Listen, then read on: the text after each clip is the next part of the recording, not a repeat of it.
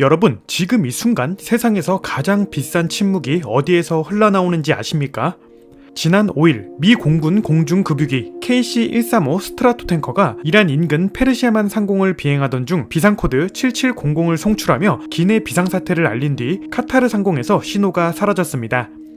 항공기 추적 서비스의 데이터가 그 순간을 고스란히 기록했습니다. 선회, 하강시도, 그리고 침묵. 그런데 이상한 일이 벌어졌습니다.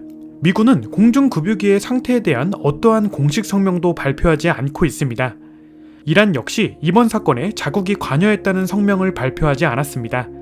전 세계에서 가장 강한 군대가 자신의 항공기가 사라졌는데도 아무 말이 없습니다. 이란도 마찬가지입니다. 격추를 했다면 즉시 선전도구로 활용했어야 할 테헤란이 입을 꾹 다물고 있습니다. 워싱턴도 침묵, 테헤란도 침묵. 세계에서 가장 무거운 침묵이 지금 중동의 하늘 위에서 드리워져 있는 겁니다. 여러분은 이 장면이 그냥 군사 뉴스처럼 들릴 수 있습니다. 그런데 이 침묵 안에는 여러분의 지갑과 직결된 어마어마한 비밀이 숨어 있습니다. 전 세계 석유 운송량의 약 21%가 통과하는 전략적 요충지 호르무즈 해협이 차단되면서 유가 급등과 국내 물류비 상승이 현실화되고 있습니다. 그리고 지금 사라진 KC-135는 단순한 군용기가 아닙니다. 이 비행의 실종은 호르무즈 해협의 운명을, 나아가 우리 모두의 기름값과 금리와 장바구니 물가의 운명을 결정지을 수도 있는 사건입니다. 오늘 저는 워싱턴과 테헤란이 절대로 꺼내놓지 않는 이야기를 해드리겠습니다. 끝까지 보시면 지금 내 돈을 어디에 놓아야 하는지 명확하게 보이실 겁니다. 본격적으로 시작하기 전에 클라우제비치라는 이름을 기억해 두시기 바랍니다. 19세기 프로이센의 전략가인 카를 본 클라우제비츠는 이런 말을 남겼습니다. 전쟁은 다른 수단에 의한 정치의 연속이다. 그런데 2026년 5월의 중동 하늘에서 이 명제는 하나의 단어를 바꿔야 합니다. 전쟁은 다른 수단에 의한 에너지 협상의 연속이다. 왜 이 말을 먼저 꺼냈느냐고요? 오늘의 사건을 이해하려면 군사적 시각이 아니라 에너지 경제의 시각으로 봐야 하기 때문입니다.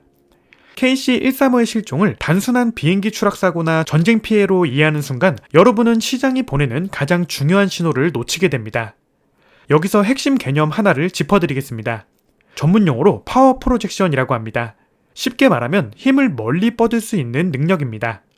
예를 들어 우리가 냉장고에 식재료를 두고 요리를 한다고 생각해보세요. 냉장고가 없어지면 아무리 훌륭한 주방을 갖고 있어도 요리를 할 수 없겠죠. KC-135는 바로 미 공군의 냉장고입니다. F-35 스텔스기, B-2 스피릿 폭격기, 이 모든 첨단 전투기들은 공중급유 없이는 이란 핵심 시설까지 날아갔다가 돌아올 수 없습니다. 중동 작전 반경을 충분히 커버하려면 급유기가 반드시 하늘에 떠 있어야 합니다. 그러니까 KC-135는 단순한 수송기가 아닙니다. 미국 전쟁 기계의 혈관이자 심장입니다. 그리고 지금 그 혈관에 구멍이 나고 있습니다. 2026년 3월 12일 이라크 서부에서 발생한 미군 급유기 KC-135 추락사고는 단순한 비행체 손실 이상의 상징성을 가지고 있습니다. 작전 중이던 급유기가 이른바 우호적인 공역에서 추락해 탑승한 6명의 승무원 모두 사망했다는 소식은 이번 분쟁의 위험성을 여실히 보여줍니다.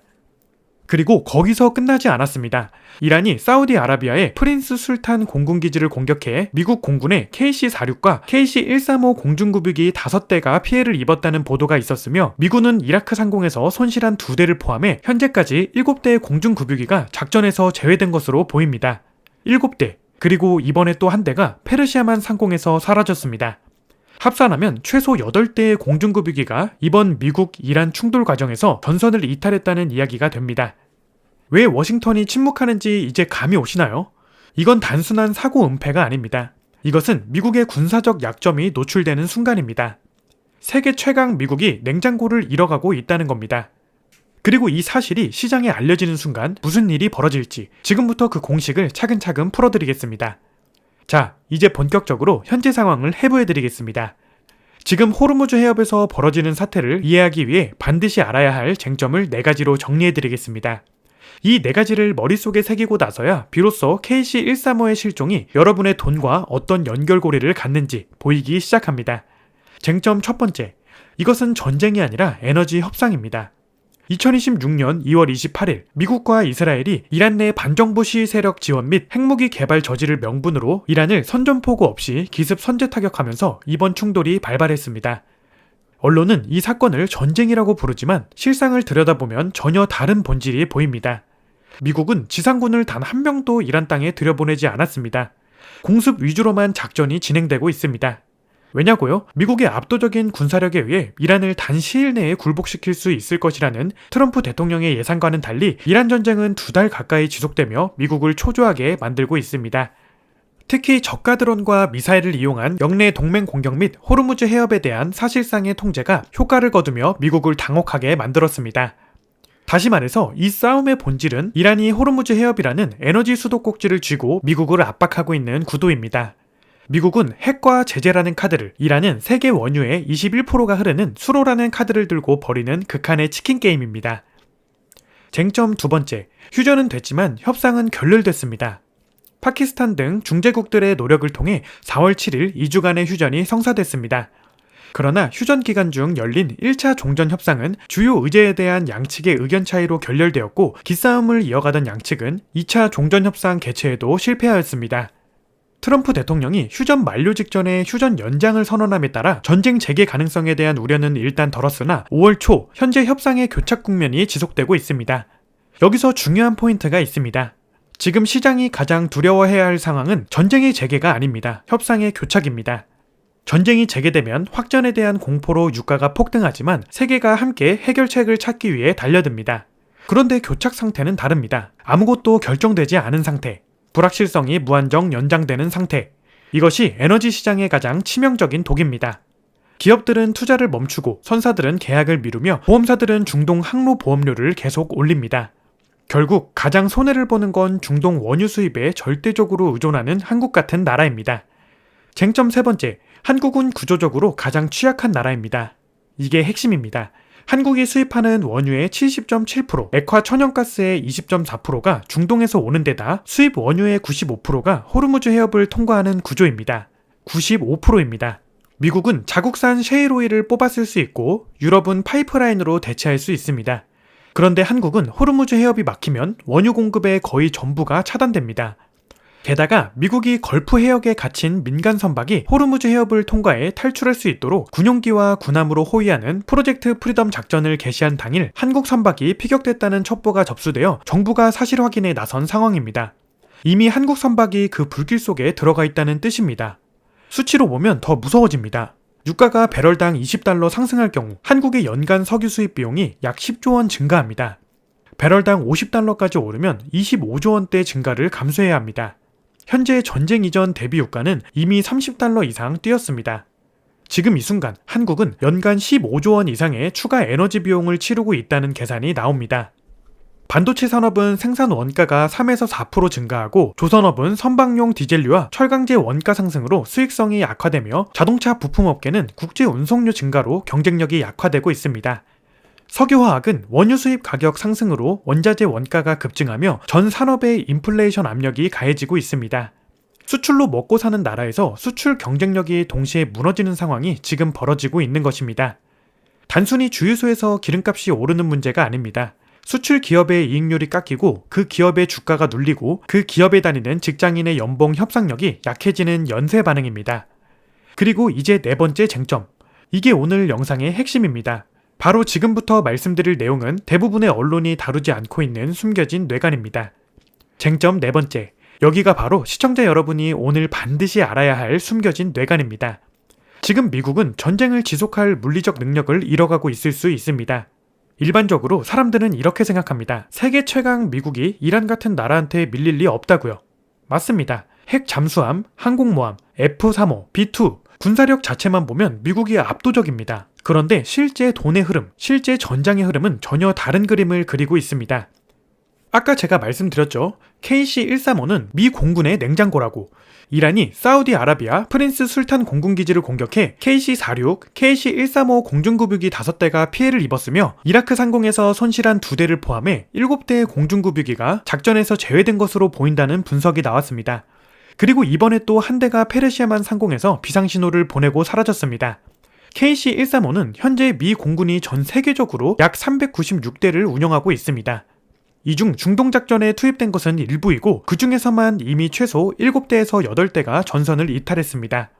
군사 전문가들의 분석에 따르면 이 숫자는 단순한 손실이 아닙니다. 이란이 공중급유기라는 아킬레스건을 정확하게 타격하고 있다는 전략적 패턴이 보입니다. 이란은 핵무기도 없고 해군력도 약합니다. 그런데 이란이 가진 가장 정교한 전략은 미국의 공중보급선을 끊는 것입니다. 급유기가 없으면 미국 전투기는 이란 깊숙한 곳까지 날아가 타격한 뒤 돌아올 수가 없습니다. 작전 반경 자체가 쪼그라드는 것입니다. 그러면 이 질문이 나옵니다. 왜 워싱턴은 침묵합니까? 답은 단순합니다. 이 사실을 공식 인정하는 순간 전 세계가 알게 됩니다. 미국의 대이란 공습 능력이 생각보다 훨씬 제한적이라는 것을. 그리고 그 순간 협상 테이블에서 미국의 카드가 현저히 약해집니다. 이란은 더 강경한 조건을 내걸 것이고 협상은 더 오래 교착 상태에 빠질 것이며 호르무즈 해협은 더 오래 닫혀 있을 것입니다. 그리고 왜 테헤란도 침묵합니까? 이것이 더 교묘한 계산입니다. 이란이 KC-135를 격추했다고 발표하는 순간 미국 내 여론이 들끓습니다. 미군이 죽거나 다쳤을 수 있다는 사실이 알려지면 의회와 국민이 트럼프에게 강력한 보복을 요구하게 됩니다.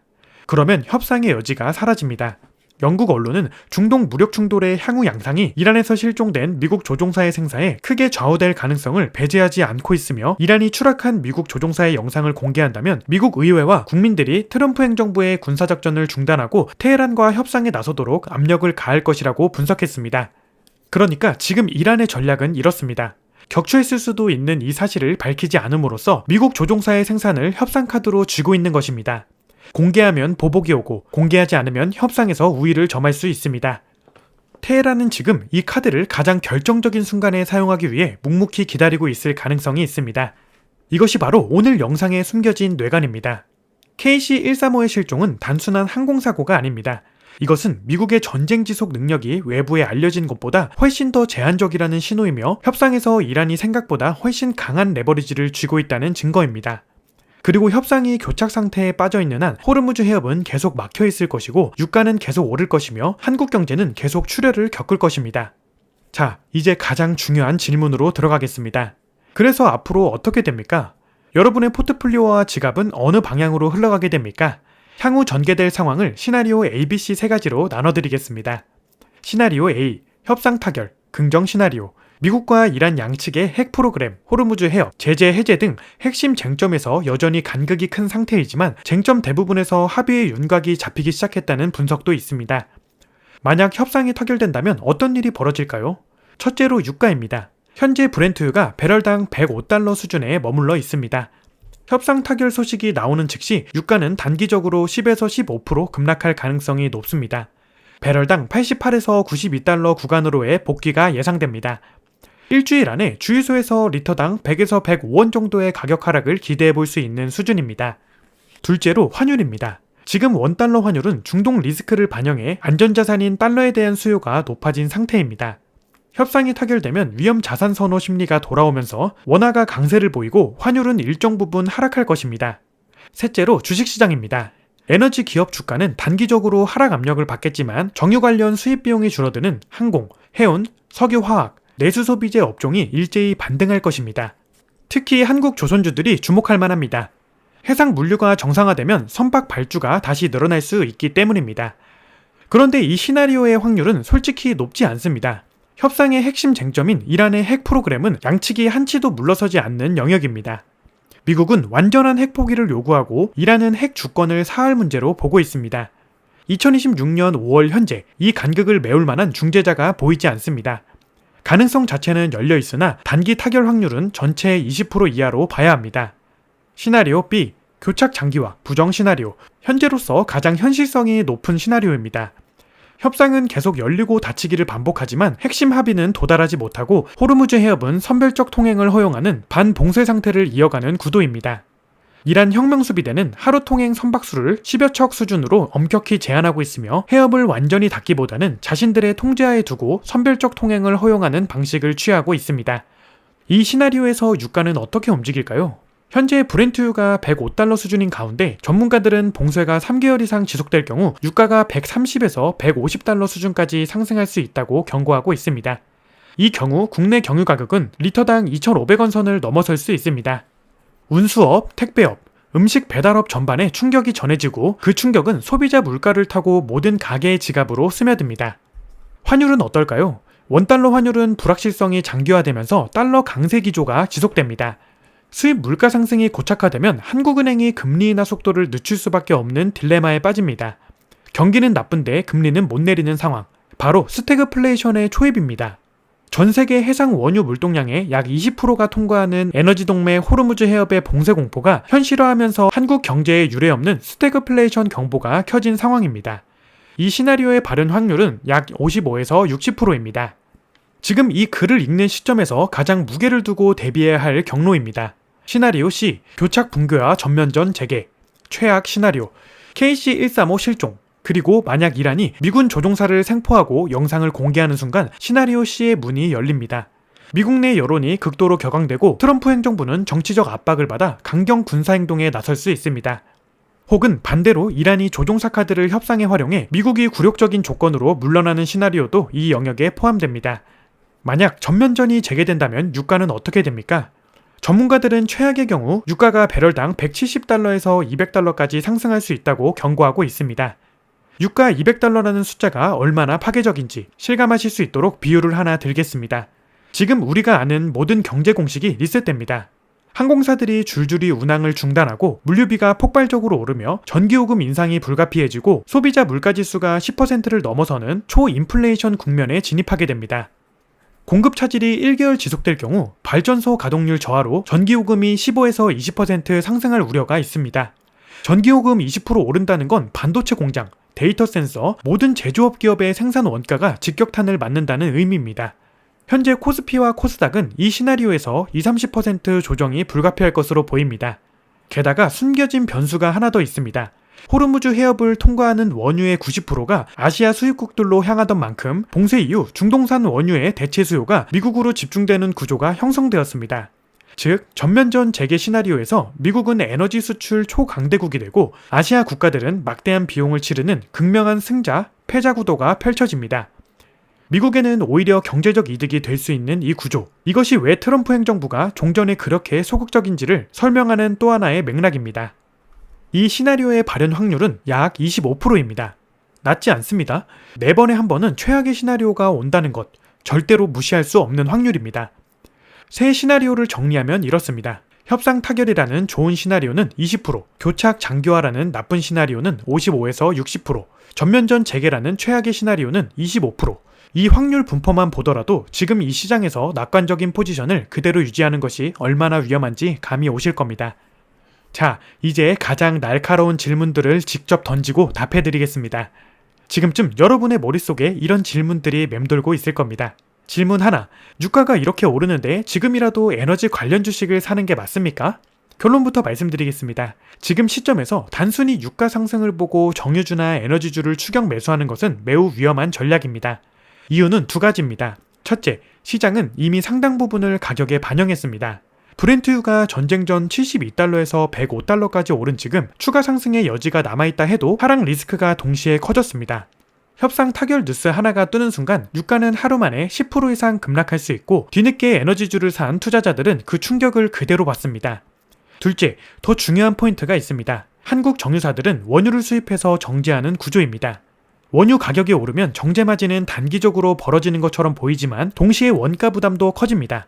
게다가 해협 봉쇄로 인해 원유 수송선들이 아프리카 희망봉으로 우회할 경우 운송기간은 약 2주 이상 늘어나며 이는 물류비 상승뿐만 아니라 나프타를 원료로 하는 국내 석유화학 업계의 생산 차질로 이어져 전체 수출 경쟁력을 약화시킬 우려가 크다고 분석되고 있습니다. 원가는 오르고 물량 확보는 어렵고 불확실성은 높습니다. 지금 한국 정유주를 단순 유가 상승 플레이로 사는 것은 매우 위험한 베팅입니다.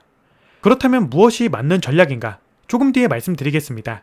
질문 둘, 협상이 이렇게 오래 걸리면 결국 미국이 포기하고 군사적으로 밀어붙이는 것 아닙니까? 그럼 사태가 빨리 끝나는 것 아닌가요? 이것은 많은 시청자분들이 갖고 계신 오해입니다. 군사적 압도가 곧 빠른 종전을 의미하지 않는다는 것이 역사가 증명한 교훈입니다.